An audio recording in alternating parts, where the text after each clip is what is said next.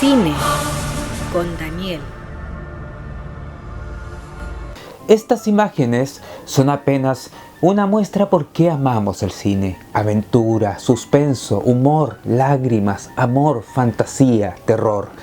Todos los sentimientos brotan de la pantalla grande desde hace 123 años. Así es, el cine no es un lenguaje tan viejo y desde ahora empezaremos a narrar su historia. Conoceremos su origen, la aparición de los primeros grandes nombres, las corrientes más importantes hasta llegar al día de hoy. Y vamos a comenzar por el principio, cuando el cine no tenía color ni sonido. Hoy hablaremos del cine mudo.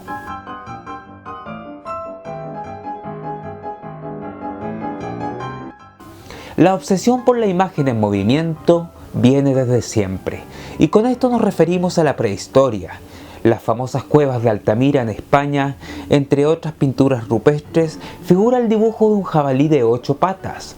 No era un monstruo que habían inventado. El anónimo, primitivo ilustrador había recreado a la bestia en acción. Jamás imaginó que con esto se convertiría en el primer animador de toda la historia. Podríamos decir que fue un pionero del cine. Más adelante los egipcios, los griegos, los romanos también mostraron su preocupación por capturar la imagen a través de dibujos sucesivos. En Asia aparecieron las sombras chinescas, que consistían en juegos de sombras entre una superficie blanca iluminada por una luz ubicada a espaldas de la gente. A su vez, las sombras chinescas inspiraron en el siglo XVII la creación de la linterna mágica, aparato óptico que consistía en una caja que tomaba imágenes del exterior y las proyectaba en su interior para luego funcionar a la inversa. Pero la época decisiva para el surgimiento del cine fue sin duda el siglo XIX. En Gran Bretaña estaba en marcha la revolución industrial, lo que trajo un gran número de avances tecnológicos como la electricidad y la locomotora a vapor. Avances que modificaron para siempre aquella parte del mundo y luego a toda Europa, ya que estableció la producción en serie, el desarrollo del capitalismo, la migración del campo a la ciudad y la independencia económica. Las innovaciones estaban a la orden del día. Uno de los inventos fue la fotografía. En 1816, el científico francés Joseph Nicéphore Niépce capturó la primera imagen fotográfica con la cámara oscura, un aparato que no alcanzó su perfección hasta que conoció a su compatriota Louis Daguerre, quien perfeccionó el invento gracias a una variación de su autoría. El daguerrotipo, como se le conoció, vio la luz en 1839 y se convirtió en el primer dispositivo fotográfico presentado al público. Otra figura clave para el surgimiento del cine fue Peter Mark Royert, médico inglés que en 1824 presentó la tesis de la persistencia retiniana. Según esta teoría, una imagen se queda en nuestra retina durante una milésima de segundo, por lo que podemos ver la realidad como una secuencia ininterrumpida de imágenes, además de calcular detalles como la velocidad. A su vez, el físico belga Joseph Ferdinand descubrió que el ojo humano ve unas 10 imágenes por segundo y que el cerebro toma como una sola imagen continua. A partir de este concepto se realizaron varios efectos ópticos como el taumatropo, que consistía en un disco con una imagen distinta a cada lado y que al girarlo parecía formar una única imagen. El ejemplo del pájaro y la jaula es un clásico que todo el mundo conoce. Promediando el siglo XIX apareció uno de los primeros nombres fuertes en el nacimiento del cine, Thomas Alva Edison. Para 1891, Edison ya era un reputado inventor gracias al fonógrafo y la ampolleta. Además creó y patentó el kinetoscopio, un aparato que lograba capturar imágenes en movimiento y las plasmaba en una cinta Eastman perforada. Edison se había inspirado en el soprasiscopio, creado en 1879 por Edward Muybridge, para crear en 1893 el primer estudio bautizado Black Maria. El 20 de mayo de 1891 se realizó la primera proyección en sus laboratorios para la Convención Nacional del Club de Mujeres de Estados Unidos. Las funciones del kinetoscopio resultaron limitadas y su alcance siempre fue en ámbitos privados y para un grupo selecto de personalidades. El perfeccionamiento del kinetoscopio y su masividad llegó desde Francia, de mano de los famosos hermanos Louis y Auguste Lumière. Ambos crecieron en Lyon y trabajaban en el taller fotográfico de su padre, Antoine Lumière. Auguste se desempeñaba como administrador, mientras que Louis, físico de profesión, contribuyó a perfeccionar el proceso fotográfico. En 1892 se interesaron por la tecnología para plasmar imágenes en movimiento. Adquirieron un kinetoscopio y tras estudiarlo en detalle decidieron crear su propio dispositivo, más simple que el anterior, pero que servía como proyector y como cámara, el cinematógrafo. El cinematógrafo Lumière funcionaba girando una manivela que ponía a correr una cinta de celuloide a 16 cuadros por segundo, debido a la teoría de la persistencia retiniana. Por eso las imágenes se ven aceleradas, lo que caracterizó las películas mudas de aquella época. El aparato no contaba con la capacidad de registrar sonido directo, solamente imágenes, pero esto alcanzaba para asombrar y cautivar a todos los presentes. Tras patentarlo el 13 de febrero de 1895, los Lumière probaron el cinematógrafo realizando una serie de filmaciones que se presentaron en universidades y ámbitos elitistas. Pero en vez de guardarlas como objetos de estudio para unos pocos, optaron por mostrarlas a todo el público. Gracias a un colega fotógrafo, dieron con el Salón India en el sótano del Gran Café ubicado en el Boulevard des Capucines en París. Era un salón con una capacidad para 100 personas, por lo que pasarían desapercibidos si la muestra no era un total éxito. La primera proyección pública tuvo lugar el 28 de diciembre de 1895. Las 33 personas que concurrieron ese día presenciaron un verdadero acontecimiento. Los cortos que componían aquella exhibición mostraban situaciones de las personas de la vida diaria, pero el encanto residía en que se estaban moviendo, en que parecían vivas dentro de la pantalla. Los pocos presentes difundieron la noticia del nuevo invento y la prensa dedicó toneladas de notas y al poco tiempo se convirtió en un suceso masivo. Aquel 28 de diciembre fue establecido como el día del nacimiento del cine, una declaración adecuada, no solo porque fue la primera vez que se proyectaba públicamente una cinta, sino que porque también daba inicio a la experiencia de ver cine. El ritual que congregó a un grupo de gente en una misma sala dispuestas a experimentar toda clase de emociones. Aquellas piezas cortas de los Lumière duraban menos de un minuto y consistían en planos únicos, bien abiertos, hoy conocidos como planos generales, como si estos fueran vistos desde el ojo del espectador. En rollos de 30 segundos captaban el día a día de la época y aunque sin proponérselo marcaron antecedentes para una buena cantidad de recursos, ideas y géneros incluso cinematográficos.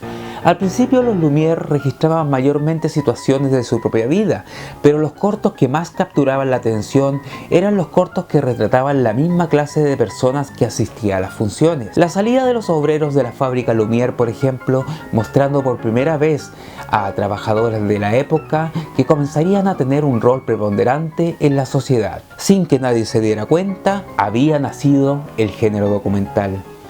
Sin embargo, la obra de los Lumière que más enloquecería a los espectadores era la llegada del tren a la estación. Todos gritaban al creer que la locomotora se les venía encima. Pese a su intención naturalista, fue el germen de la capacidad del cine de brindar emociones fuertes como el miedo, la adrenalina y risas. Además, el corto El regador regado presentaba a un jardinero de los Lumière al que le hacen bromas con su manguera, generando situaciones graciosas. Mediante estos gags nacía la comedia en la pantalla.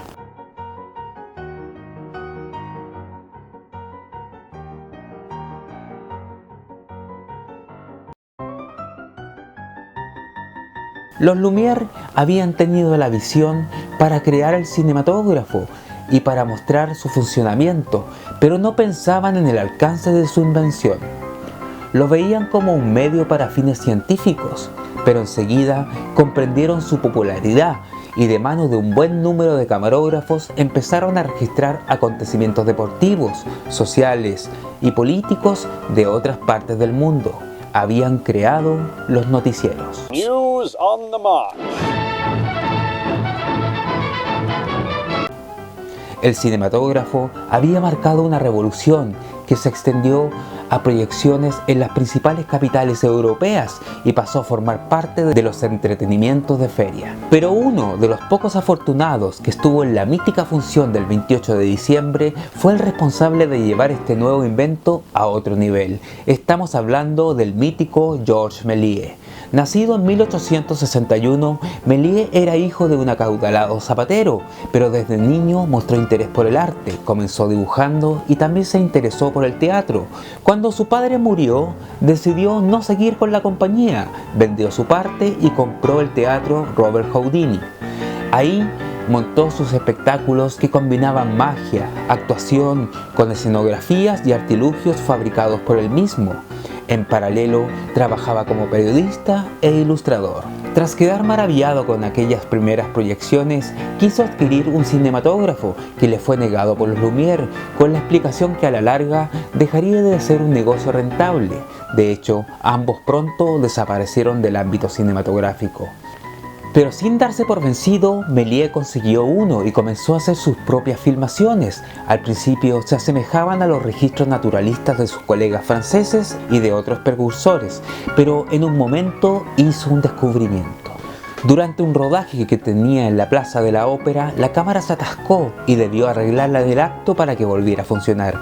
Cuando vio el material filmado, notó que una toma con hombres saltaba a otra con mujeres y que un autobús se transformaba de golpe en un vehículo fúnebre. De casualidad, Méliès había descubierto lo que sería una herramienta fundamental del cine: los efectos especiales, el corte y, por qué no, el montaje. De esta manera decidió experimentar por ese lado y usó sus hallazgos para crear mágicas obras de ficción, cortos cada vez más ambiciosos. Méliès innovaba con trucos de cámara que funcionaban como una extensión de su oficio como mago. Para ser más exacto, él inventó el fundido negro, el fundido encadenado, la sobreimpresión, la ilusión de objetos que se mueven solos y las personas que se transforman en otras. También construyó los decorados, supervisó vestuarios y se encargó de la continuidad narrativa, ya que le interesaba contar historias y no quedarse en trucos asombrosos. Los cortos de Méliès incluían criaturas mágicas, demonios, fantasmas, logrando hacer posible lo imposible. Pero ninguno sobresale tanto como Viaje a la Luna de 1902.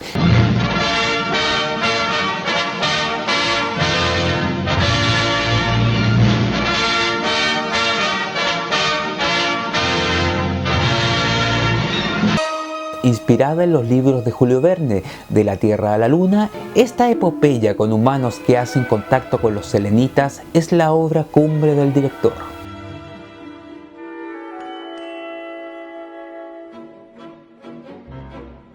Asimismo, sigue siendo la piedra fundacional del cine fantástico, sobre todo de la ciencia ficción.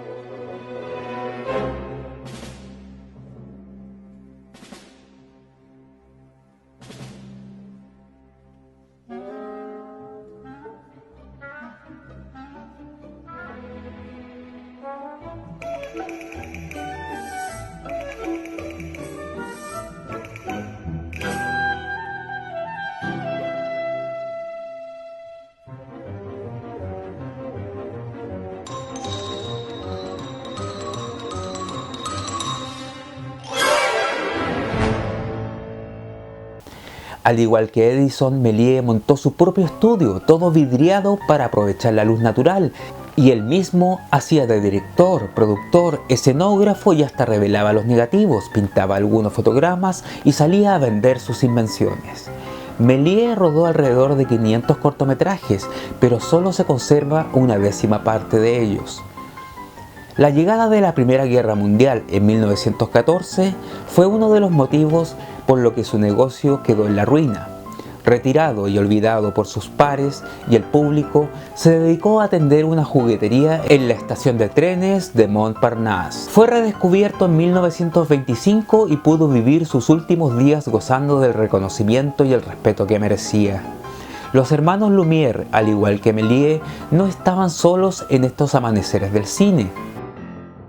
También podemos nombrar a otras figuras que tuvieron su importancia y que, en más de un caso, alcanzaron la categoría de marcas. Charles Pathé, que fue el primero en tratar de sincronizar seriamente imagen y sonido, mezclando el fonógrafo y el cinematógrafo. Los resultados no fueron muy satisfactorios, pero significaron un gran paso. De todos modos, Pathé siguió vinculado al cine desde la producción, fundando una de las empresas más emblemáticas que lleva su apellido. Uno de los colaboradores artísticos de Pathé, Ferdinand Secà, al principio ejercía tareas delante y detrás de cámara, tal como lo hizo Méliès, y él también incursionó en la fantasía. Incluso innovó al filmar con tamaños de planos más cerrados, pero en 1913 abandonó las cámaras y se dedicó al área comercial de la compañía Pathé. También en Francia, Léon Gaumont inició sus actividades como vendedor de proyectores, pero se volcó a la producción, donde se convirtió en un hombre fuerte a nivel mundial.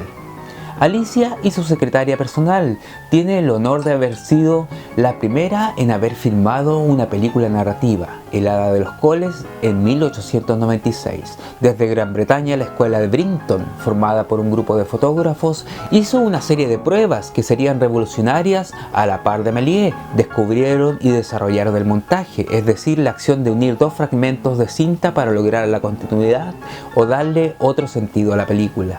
La escuela de Brighton también fue la primera en rodar una misma situación desde distintos ángulos. Entre los nuevos directores también apareció un estadounidense, Edwin Porter. Su obra maestra, Asalto y robo al tren, de 1903, tiene un valor crucial. Es la primera película de acción, el primer western, y presenta dos novedades técnicas.